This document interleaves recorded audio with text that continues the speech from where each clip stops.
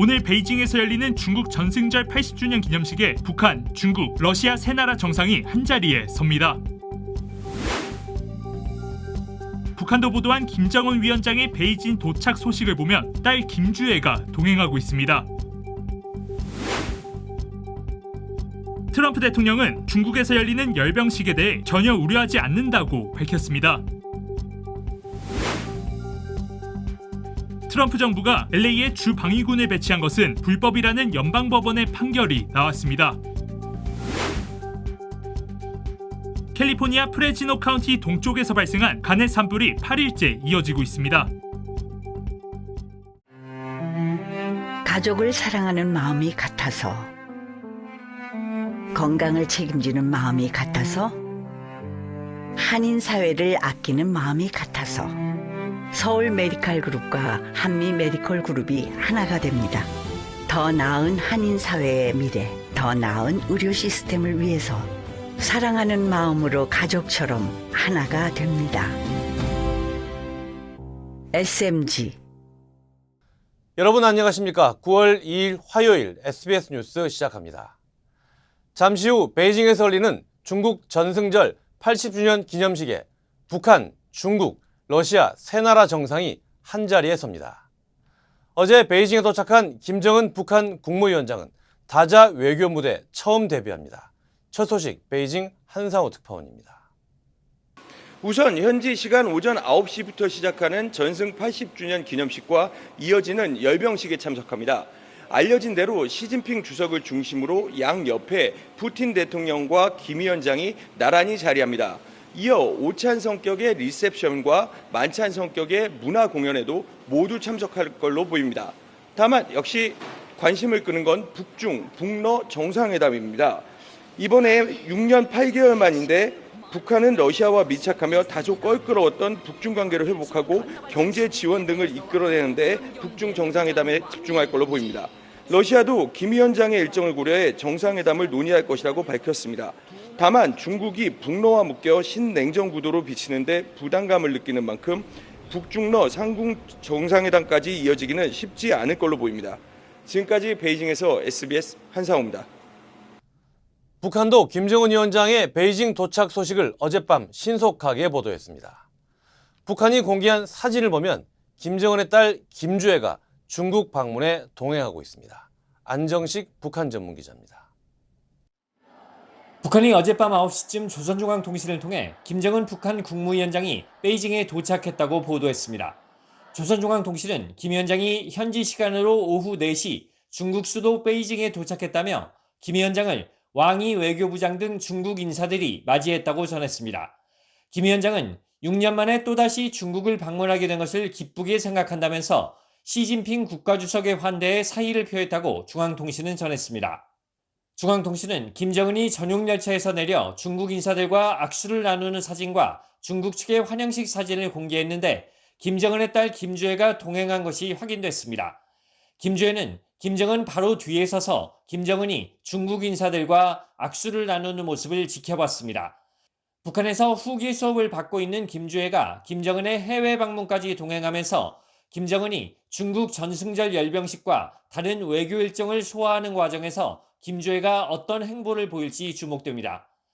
김정은의 이번 방중에는 최선희 외무상과 김성남 노동당 국제부장, 조용원 당 조직비서와 김덕훈 경제부장 등이 동행하고 있습니다. 최선희와 김성남은 북한 외교를 담당하는 인물이고 조용원은 당 조직을 총괄하며 국내 상황을 챙기는 차원에서 김덕훈은 중국, 러시아와 경제 문제 논의에 대비하는 차원에서 동행한 것으로 보입니다. SBS 안정식입니다. 트럼프 대통령은 중국에서 열리는 열병식에 대해 전혀 우려하지 않는다고 밝혔습니다.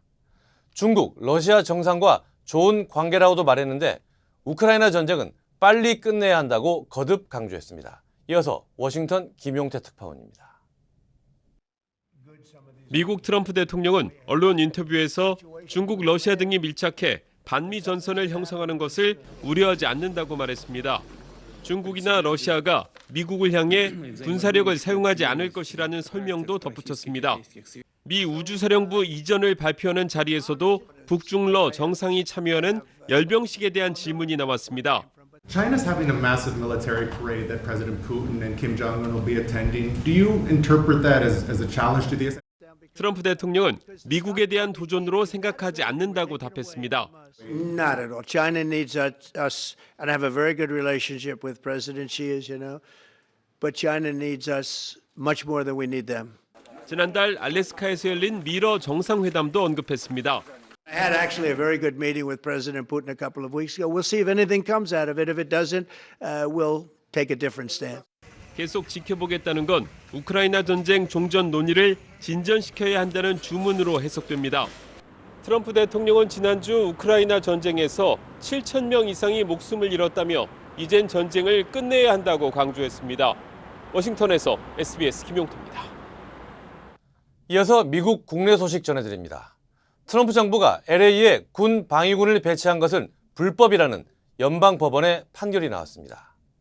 샌프란시스코 연방법원은 지난 6월 연방정부가 LA 지역에 주 방위군과 해병대를 투입한 것이 민병대법을 위반했다고 판단했습니다.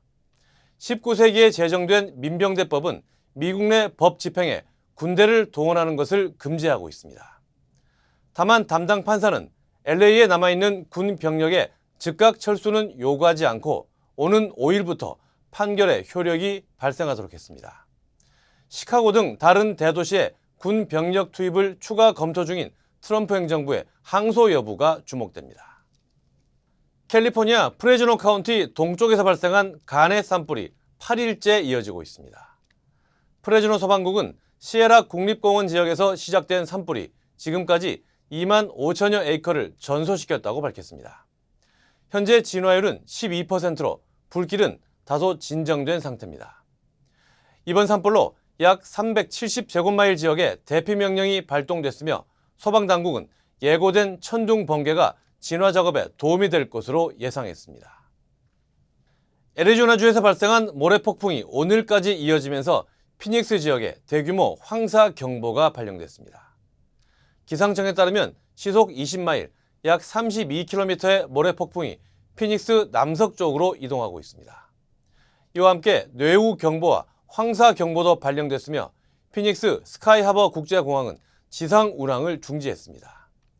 투손과 피날 카운티 등에서도 대규모 황사가 예상되며 내일까지 뇌우와 강풍이 계속될 것으로 예보됐습니다.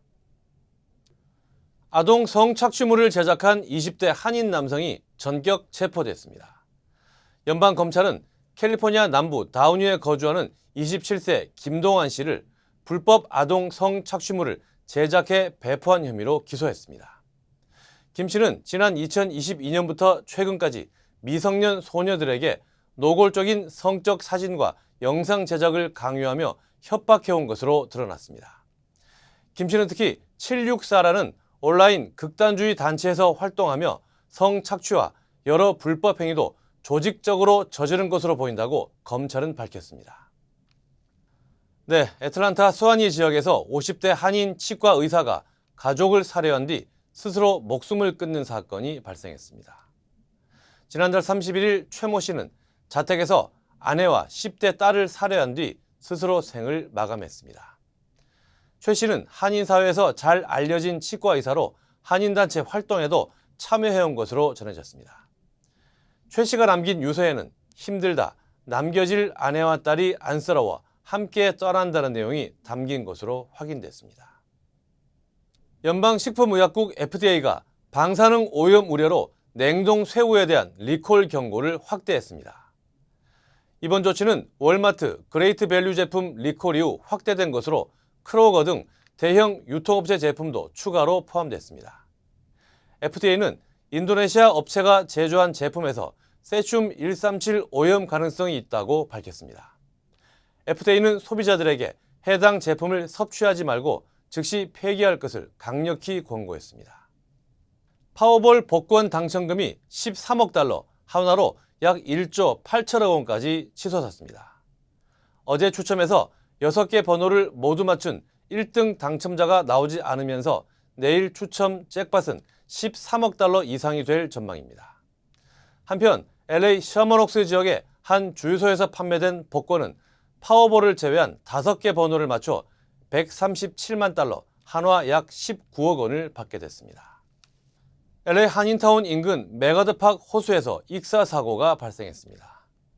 LA 경찰국에 따르면 어제 오전 11시 반쯤 호수에서 의식이 없는 35세 남성이 발견됐습니다. 이 남성은 결국 현장에서 사망 판정을 받았으며 경찰은 현재 정확한 사고 경위를 조사 중입니다.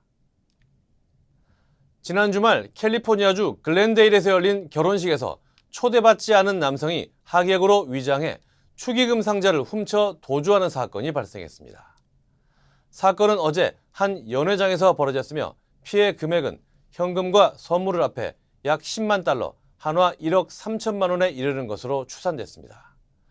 공개된 CCTV에는 용의자가 약 90분 동안 행사장을 돌아다니며 하객들과 뒤섞여 있다가 축의금 상자를 들고 뒷문으로 빠져나가는 장면이 담겼습니다. 신랑 신부 측은 범인 검거에 결정적인 제보를 제공하는 이에게 5천 달러의 현상금을 내걸었습니다.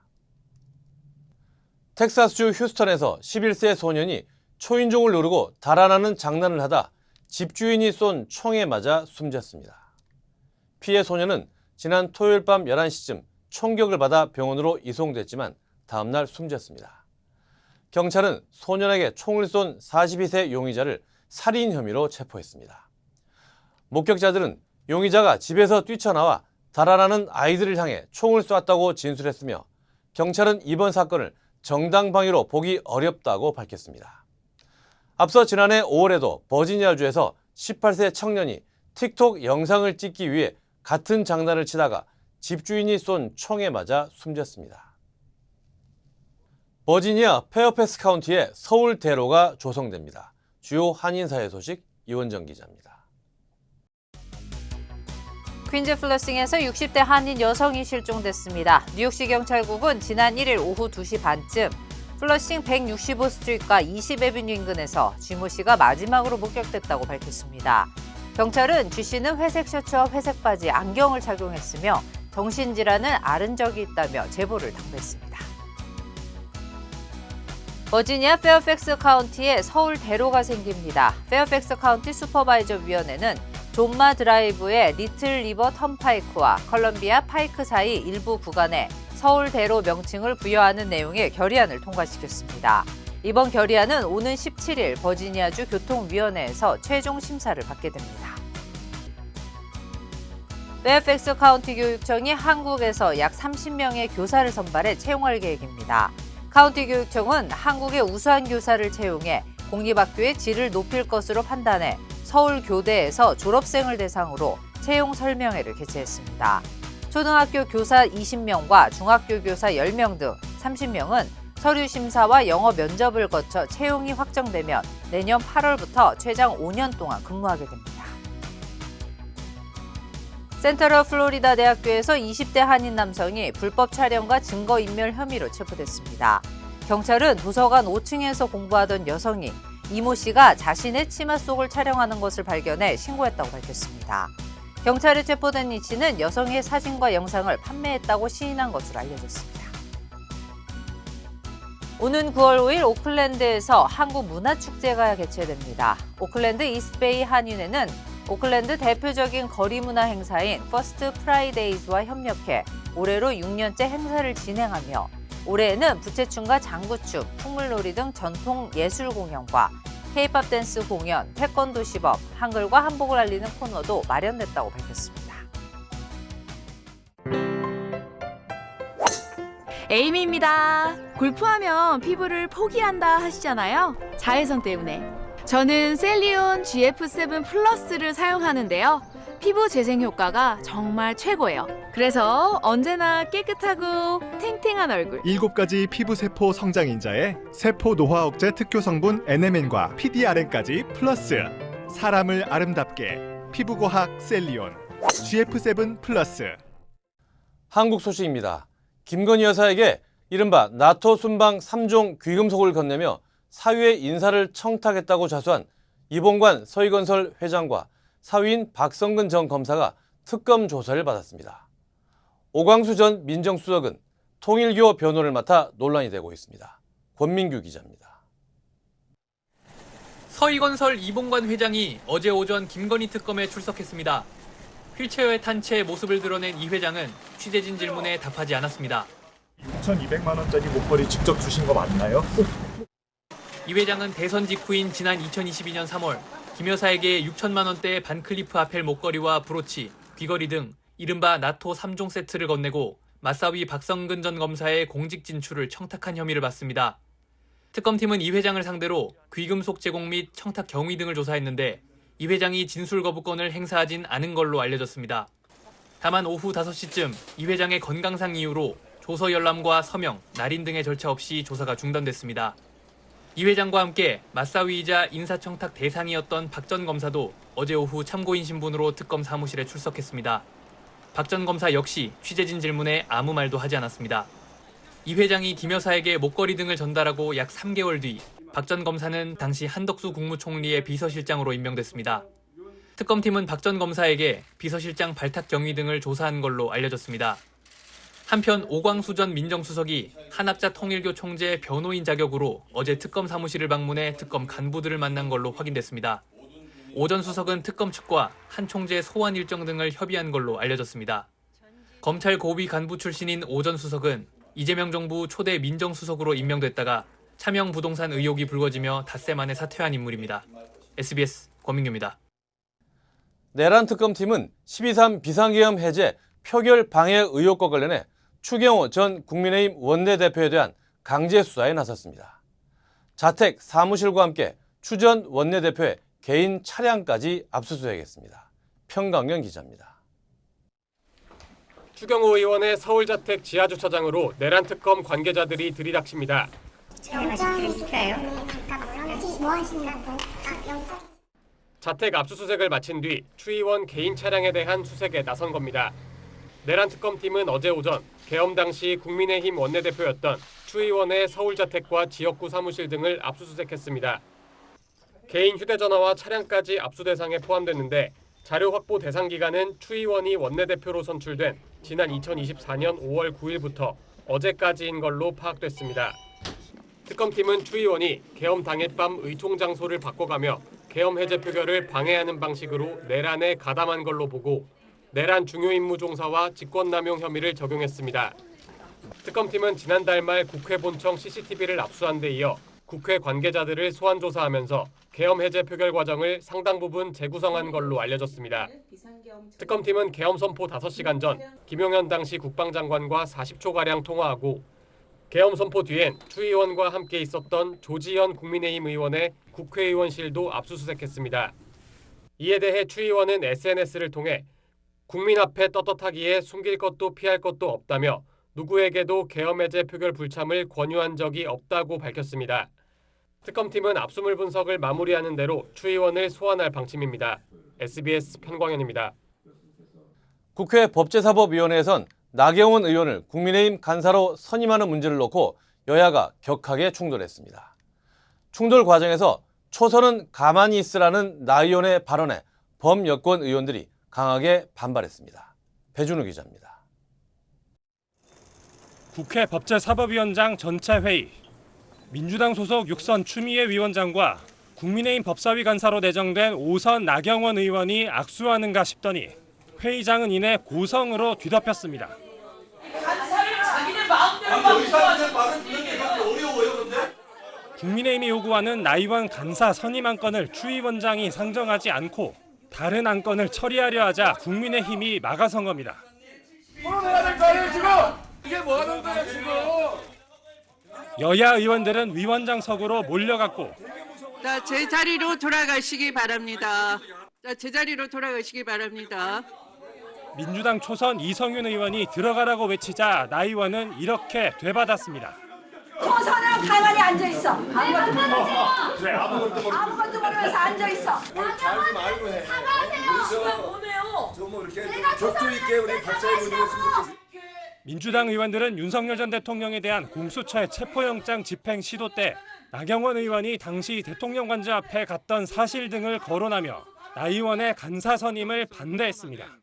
내란 앞잡이에 준하는 나경원 의원이 어떻게 이 법사위에 간사를 한단 말입니까? 나 의원은 민주당 박범계 의원이 패스트트랙 충돌 사건으로 재판을 받고 있는 사례를 내세우며 이렇게 반박했습니다. 피고인 6년 하는 박범계 의원도 법무부 장관, 법사위 간사 다 했습니다. 국민의힘은 여야 간사 선임은 원만하게 협의해온 게 관례였다며 추 위원장의 사과를 요구했지만 추 위원장은 사과하지 않았습니다. 그러자 국민의힘 의원들은 단체로 회의장을 떠났고 검찰 관련 공청회 안건 등을 처리한 뒤 법사위는 산회했습니다. SBS 배준우입니다. 일부 중국산 로봇 청소기 제품이 외부 해킹에 취약한 것으로 확인됐습니다. 외부에서 카메라를 강제로 켜고 촬영하는 건 물론 이렇게 찍은 집 내부 사진과 영상을 실시간으로 전송할 수도 있습니다. 이태권 기자입니다. 지난해 10월 해외 SNS에 올라온 중국산 로봇 청소기 에코백스 영상입니다. 문턱을 넘어가던 청소기에서 갑자기 욕설이 흘러나옵니다. 누군가가 청소기를 해킹한 뒤 욕을 한 걸로 추정됩니다. 한 국제 해킹 대회에선 해당 제품을 해킹해 집안을 들여다보는 영상이 공개되기도 했습니다. 지인들도 많이 쓰는데 저는 그 로봇 청소기가 중국산 같은 경우는 해킹을 당한다는 얘기가 많아서 걱정이 돼서 지금 안 쓰고 있고. 한국소비자원과 인터넷진흥원이 국내 판매 중인 6개 로봇 청소기의 보안 실태를 점검했습니다. 중국산 3개 제품은 청소기를 제어하는 모바일 앱의 인증 절차가 부실해 제3자의 불법적인 접근이 가능했습니다. 구체적으로 에코백스와 나르왈 제품은 청소기가 촬영한 집 내부 사진과 영상을 해커가 마음만 먹으면 별도 인증 없이 클라우드 서버에서 조회하거나 빼낼 수 있었습니다. 드리미 제품은 제3자가 사용자로부터 일부 권한만 공유받아도 카메라를 강제로 작동시켜 찍히는 영상을 실시간으로 확인할 수 있었습니다. 청소 기능만 공유를 했는데 이제 뭔가 해킹을 통해서 이제 카메라 강제 활성화할 수 있었다. 이름과 이메일, 핸드폰 번호 등 개인정보를 확인하는 것도 가능했습니다. 국내 시장 점유율 1위인 중국 로보락 제품도 비밀번호 보안 강도가 낮은 미비점이 확인됐습니다. 소비자원은 문제로 지적된 부분은 업체들이 권고를 수용해 개선 조치가 이루어졌다고 밝혔습니다.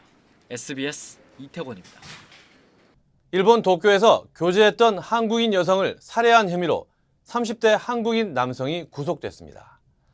사건 발생 전 현지 경찰이 2차례나 이 남성을 한국으로 돌려보내려고 했지만 남성은 출국하지 않고 다시 돌아가 범행을 저질렀습니다. 도쿄 문준모 특파원입니다. 어제 오후 6시 반쯤 하네다 국제공항 제3터미널. 한 남성이 경찰에 둘러싸여 끌려 나옵니다. 도쿄에서 교제했던 한국인 여성을 살해한 혐의를 받는 30살 남성 박모 씨입니다. 박 씨는 어제 오후 1시 반쯤 도쿄 세타가야구 주택가에서 여성을 흉기로 찔러 숨지게 한 혐의를 받고 있습니다. 일본에서 의류 관련 자영업을 하던 피해 여성은 어제 이 건물에 있는 사진 스튜디오를 찾았다가 쉬려고 잠시 밖으로 나온 사이 변을 당했습니다.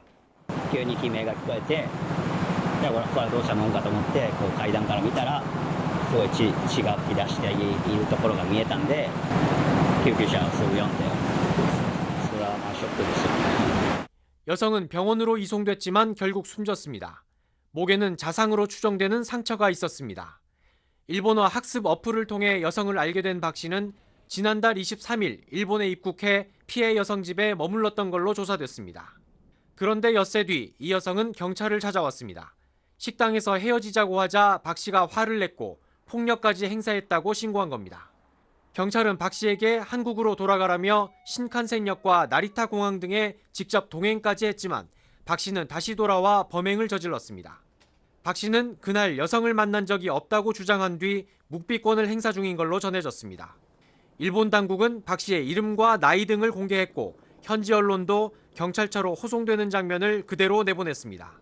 도쿄에서 SBS 문주모입니다. 외국 감기약을 대량으로 한국에 반입한 고등학생과 대학생들이 한국 세관에 적발됐습니다.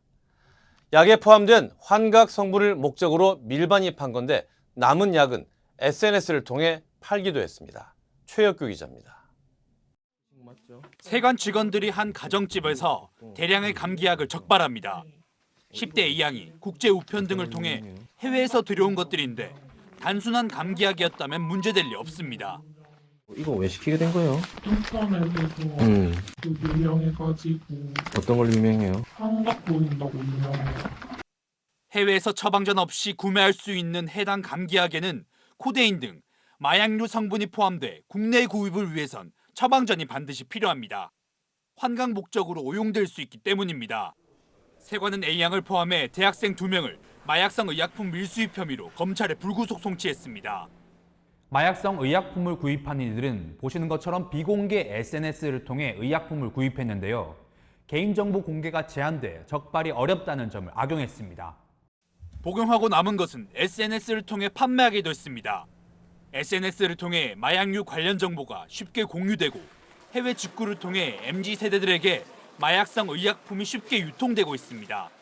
시기가 점점 연령대가 점점 낮아지고 있는 실정이고요. 호기심에서 시작된 환각놀이 이런 게 나중에는 심각한 마약 중독이나 형사처벌까지도 이어진다는 것을. 일반 여행객 역시 해외에서 구입한 감기약을 무심코 들고 왔다가 적발되는 사례도 증가하고 있는데 지난해 관세청 불법 의약품 적발량은 37kg으로 4년 만에 43배 급증했습니다. 세관은 적발된 SNS 대화방을 통해 마약성 의약품을 구입한 이들이 더 있을 것으로 보고 수사를 확대할 방침입니다. KNN 최혁규입니다.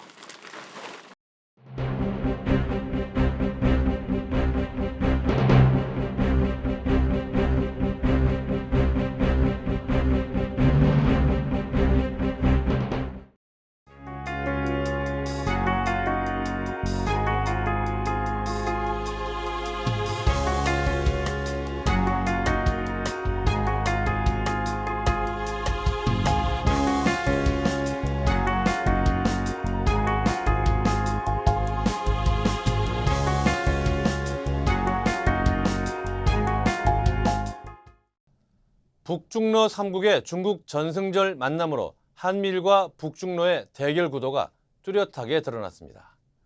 트럼프 대통령은 전혀 걱정하지 않는다고 말했지만 미국과 중국 사이에 낀 한국은 걱정하지 않을 수 없는 상황입니다. 화요일 SBS 뉴스 마칩니다. 저희는 내일 다시 찾아오겠습니다. 감사합니다.